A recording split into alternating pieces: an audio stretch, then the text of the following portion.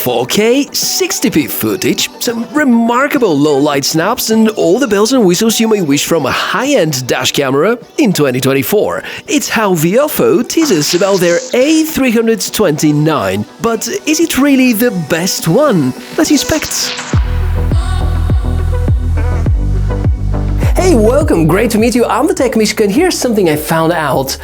This is Viofo A329, which costs $329 at the moment of making the video.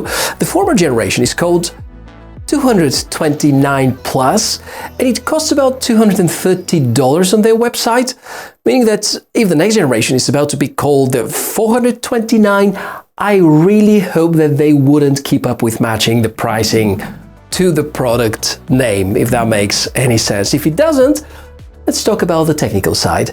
Well, this is supposed to be one of the best for 2024 dash cameras, supporting up to 4K 60 frames per second video resolution. And of course, my task here is to expose all the strong but also the weak sides, show you a lot of examples, daytime footage, low light scenarios, side-by-side comparisons with other leading brands on the market, basically finding out everything you need to know about the new Viofo Dashcam.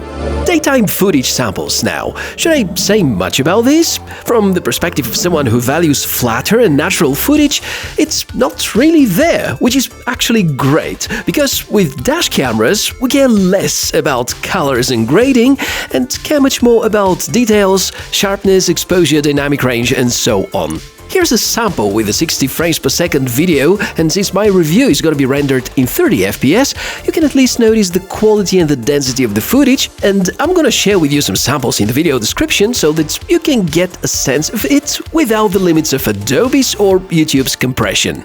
Actually, I was expecting the footage to be a tad better, because as it is, it looks a bit overexposed in certain situations, especially if you look at the sky. I know that it may feel like I'm roasting it, but look at that, it's not looking great. As simple as that. The front unit records at about 65 megabits per second. This is quite a serious bitrate, and it's why you can notice that many details, even if the exposure is a bit off. But it comes to prove a very simple fact that I try to explain to people. Higher bitrate doesn't always convert into better overall video performance. I've tried to lower a bit the exposure and disable HDR so that we eliminate them as originators of the issues, but as you notice, not that much different. Again, I'm not saying that it's poor quality, it's actually very decent, however, not the best in class yet. On the other hand, the rear module is a big winner, significantly better. I mean, perhaps it brings better video quality even than the main modules of many other dash cameras. As for the low light footage, let's see more examples. Apparently, I'm gonna try to keep calm about the quality. It wouldn't be wrong to say that it is pretty awesome. But let us zoom in, hit the pause and talk. What we have on the sign is not as clear as what the 70x810 provides. I guess these are artifacts from the denoising applied. Feels aggressive. Some of the elements are sharper, but this doesn't mean that the plates or the signs are any better readable than what the twice cheaper 70mm model offers. Another example shows poorer dynamic range above the billboards. This is with CPL filter properly aligned.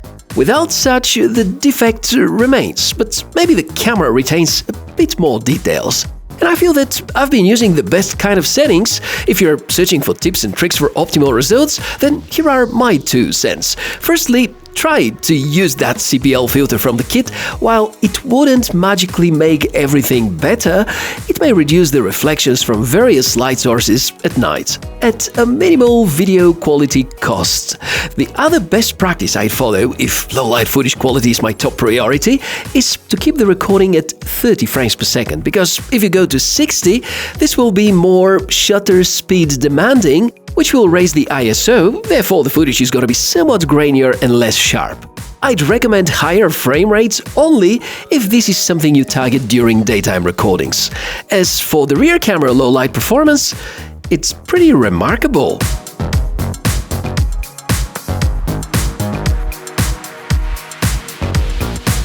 The build quality and the design are the next things we'd like to explore. If you go for the A329, you're going to receive it in this traditional for the last few generations Viofo pack. There are two combos that you may go for, with or without the rear module. The wedge shape has the advantage of being super sleek and very close to the windscreen, which keeps the reflections down to a minimum even without a CPL filter. The lens on the front is adjustable and easily supports vehicles of almost any kind, so clearly a good way to design a dash camera, with the only exception being the display, because especially with sports cars, the angle is a little unnatural. Maybe in the future, Viofo may think of a pull screen or something. There are physical buttons for the navigation through the menus and some quick toggles and some useful ports, this time including micro HDMI, a data port for the SSD connection, the rear camera port and a USB Type-C power input. If you care about the specs, I'd happily share with you the important out of these. A new generation super powerful system on a chip, a very capable image sensor by Sony for the front unit, a 5-megapixel sensor for the rear camera, 4K 60p maximum resolution, 140-degree ultra-wide field of view, supports micro SD cards up to 512 gigs and optional SSD storage, Wi-Fi 6 supports a GPS mount, a supercapacitor, 2.4-inch display, optional parking mode kit, and support for a few voice commands. The specs sound great, and you already had the chance to relate the specifications to the actual performance. Kind of makes me think that Viofo still have some work to do in order to extract the most out of the given hardware. And yet again, they are on the cutting edge of the technology side because they're implementing a lot of great features. This is perfectly safe in hot climate conditions because it doesn't have a battery inside, continues to have a nice display, GPS inbuilt, the best image sensor for dash cameras in 2024.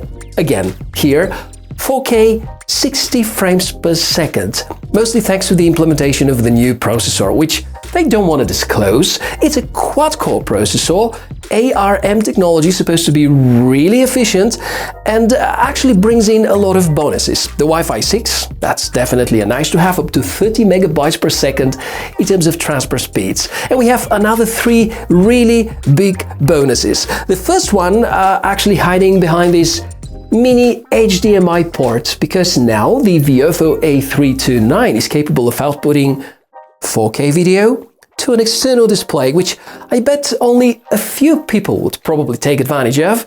But think about it, if you don't have a rear camera on the car and you still want to have some support while parking, this could actually be a very good and positive use case. The second big enhancement is the bitrate, now supporting up to 90 megabits per second in total, according to the discussions in the Dashcam talk forums. 65 megabits per second for the front unit, about 25 for the rear one. That's really a lot, supposed to deliver a lot more details with footage. And obviously, higher bitrate transforms into greater amount of space which is being utilized by the files. This is why we have this extra USB port on the Dashcam, a place where you can connect an external SSD drive. Up to 4 terabytes are supported, and this would transform into up to 40 days worth of recorded footage. That's insanely a lot. So obviously most of the upgrades are on the inside, because the structure, the overall placement of buttons, display, this retractable front part, they're kind of typical for the well-known Viofo design. I guess that's the reason why the installation process is quite simple. Yeah, no rocket science skills are required, but if you don't feel comfortable with these steps, look around for professional services. Otherwise, you should pick a suitable spot on the windshield where you plan to install, preferably a place which is within the reach of the wipers and won't disturb you while you're driving. For more tips and tricks, you may check the user guide. A similar approach we apply to the rear module, and once it is all set, make sure to connect all the cables and adjust the angles of the lenses. Note that if CPL filters are about to be used, you're gonna need to properly fit them. There are marks which indicate how exactly these filters need to be aligned. If parking mode is desired, then you need to access your car's fuse box and install the so-called hardwire kit, requiring ACC and VCC source, as well as grounding. Viofo give you a choice between motion or impact detection, time-lapse and low bitrate recordings. The power consumption seems to be rather balanced, with the time-lapse option being the least demanding about it. Next, let me give you some guidance about the configuration options. Viofo provides very extensive configuration features which cover not just the basics, such as resolution, but also somewhat more advanced features, such as opting for HDR or adapting the exposure and so on. You can alter some of the system settings as well. Additionally, long presses of some of the buttons have extra functions programmed, such as quickly turning on or off the microphone, and the same about Wi-Fi. If you decide to use the smartphone app, then you're gonna notice that there's parity between the menus accessible from the display compared to what's inside the app.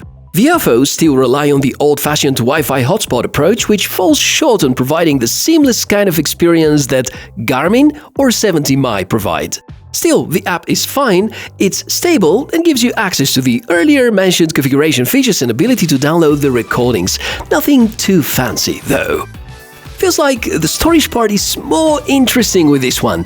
If you have a portable SSD, you could use it. Viofo give you a cable with 180 centimeters length.